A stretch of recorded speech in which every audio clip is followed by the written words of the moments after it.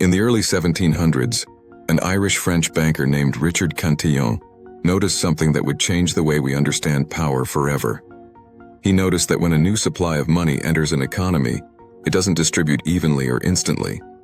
Instead, it flows like a slow-moving virus.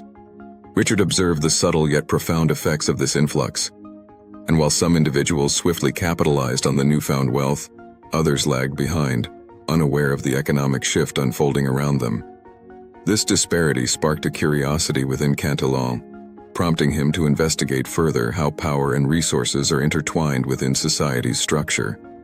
Thus began his journey into the intricate mechanics of economies. Cantillon's insights not only shaped his understanding, but also laid the groundwork for future economists.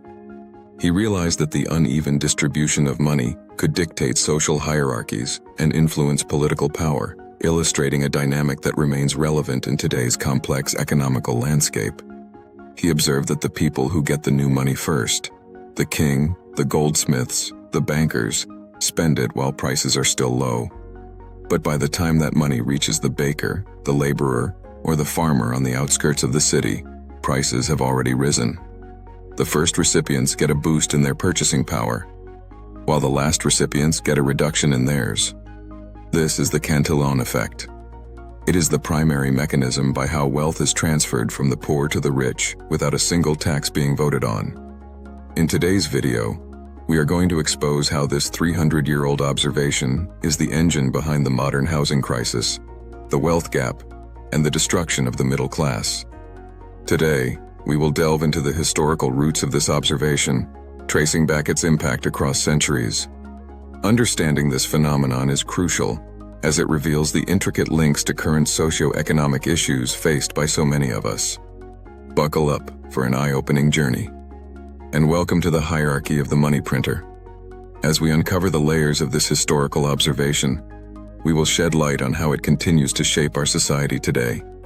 By the end, you'll see just how profound its influence is on our economy and everyday lives. So let's begin this exploration together. Money today isn't printed on a printing press anymore. It is typed and kept into a digital ledger.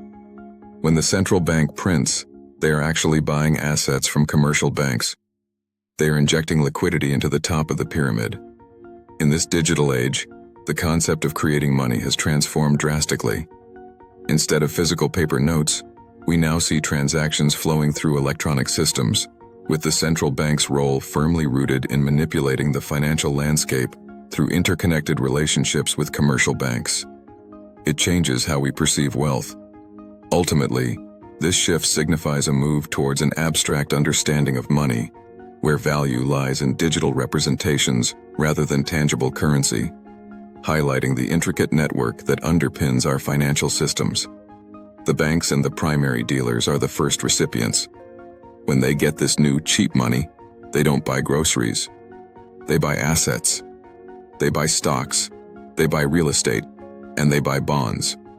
With a flick of a pen, the dealers purchase financial instruments, driving up prices in a speculative frenzy. The cycle continues as wealth accumulates within a select few, leaving the average consumer grappling with the consequences of inflated markets, far removed from the fruits of this newfound capital.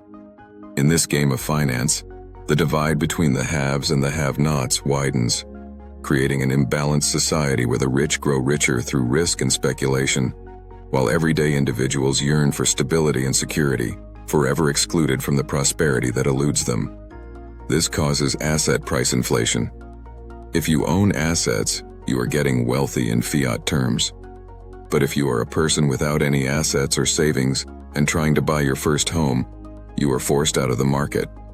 You are chasing a target that is moving faster than your wages can ever run. You are being Cantilloned out of the American dream. As a result, the divide between asset owners and aspiring homeowners widens, leaving many feeling disillusioned. Young individuals often find themselves in a futile race, where each pay increase seems diminished by rising property costs. The American dream, once an achievable goal, now appears elusive to those unable to capitalize on their parents' generational wealth. This relentless chase can breed frustration and hopelessness in those yearning for stability and a place to call home. In this landscape of economic disparity, the promise of prosperity fades, replaced by a stark reality where dreams of home ownership slip further from reach. To realize the American dream in today's world demands not just determination, but also access to resources that remains out of grasp for so many. Why is housing so expensive? The media and government tell you it's supply chain issues or zoning regulations, but those are just the symptoms. The real cause is the Cantillon effect, and the Cantillon effect explains this phenomenon. Once you understand the Cantillon effect, it becomes clear how wealth distribution influences housing prices. As newly created money enters the economy, it first reaches those closest to its source, essentially the investors and developers, who subsequently drive up housing costs, leaving ordinary consumers struggling to afford homes. And when the money printer goes brr, that money flows into the hands of institutional investors and billionaires first. They understand the debasement game, and they look for a place where to park that devaluing cash. So they buy thousands of single-family homes. As the bubble grows, neighborhoods once filled with families become investment havens. The local residents are pushed out, unable to compete with deep-pocketed buyers. And in this new landscape, homeownership slips further away for the average person. As a result, the dream of a stable home becomes an unattainable fantasy, leaving communities fractured and struggling. Your savings, earned through sweat and time, are being outcompeted by money created out of thin air. This is why you feel like you're running on a treadmill that's always speeding up. You're not lazy, you're just at the wrong end of the money hose. The Cantillon effect doesn't just steal your money, it steals and confuses your character. It turns an economy based on merit into an economy based on proximity. The Cantillon effect manipulates human values, shifting focus from hard work and talent to connections and alliances, ultimately leading to a society where injustice and inequality can thrive unchecked. In such an environment, trust erodes and aspiration fades as individuals realize their efforts hold little power against the game of favoritism. Merit becomes a distant memory, leaving behind a society plagued by cynicism and disillusionment, undermining the very foundations of progress and innovation. In a Cantillon world, the way to get rich isn't to provide value to your neighbor. The way to get rich is to be close to the source of the money printer.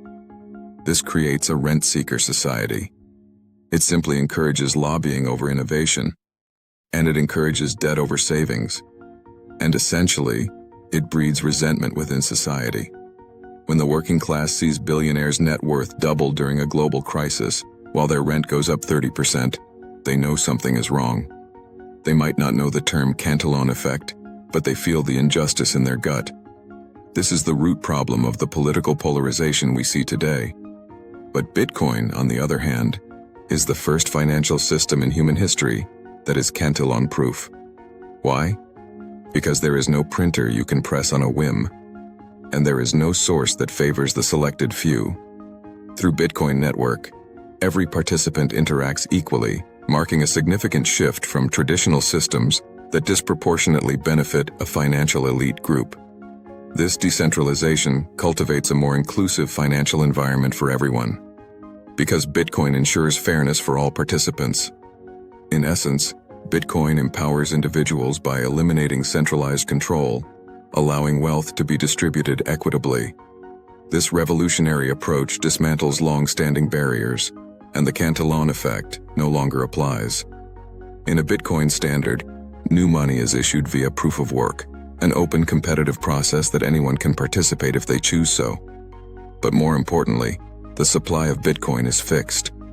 No one, not a king, not a central banker, and neither a corporation, can create more to benefit their friends. In this system, the creation of new Bitcoins is not controlled by any single entity, ensuring a righteous distribution of resources. This fundamental principle protects against corruption and manipulation, promoting a level playing field for all participants in the Bitcoin economy. Participants must compete based on their computational abilities, fostering innovation and resilience throughout the network. This economical model empowers individuals, removing power from centralized authorities. Ultimately, The Bitcoin's fixed supply and decentralized issuance process not only enhances trust among users, but also lays the foundation for a financial ecosystem that prioritizes fairness and transparency, where everyone has given the same opportunity to succeed. Bitcoin flattens the hierarchical pyramid, and it forces the world to go back to a meritocracy. Because if you want more Bitcoin, you have to provide value to the world to earn it. You can't simply lobby for a bailout like in Fiat standard. Bitcoin's decentralized nature marks a complete departure from traditional financial systems.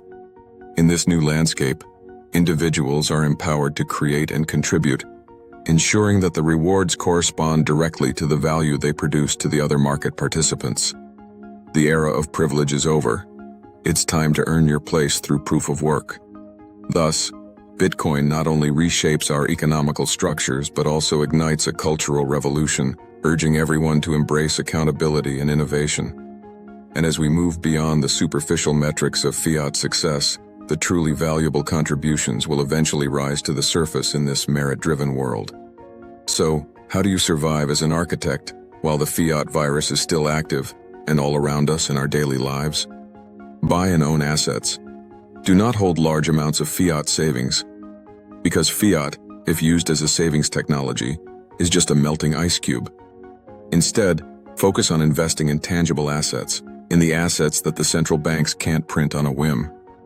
In conclusion, by avoiding large fiat holdings and opting for tangible investments, you can protect your wealth against inflation and the inevitable decline of currency value, ensuring your financial future remains secure and prosperous. Short the printer. Understand that good debt, like a low-interest mortgage, is a way to use the Cantillon effect in your favor, because ultimately you pay back the debt with cheaper future dollars. By repaying this debt with future dollars that lose value, we effectively profit from inflation. Good debt allows us to be positioned for financial advantage, and by embracing this knowledge, individuals are better equipped and empowered to capitalize on changing economic conditions and ultimately secure a more stable future for themselves and the people around them. Opt out. Move from the top-down hierarchy to the peer-to-peer network. In a world where inflation looms, it's time to reclaim your financial independence. Choose an asset that preserves value and empowers you through direct, peer-to-peer transactions. Shift your focus and capital away from traditional financial rail structures. By opting out of incumbent systems and embracing a new and decentralized approach, you not only protect your wealth but also contribute to a fairer financial landscape for everyone.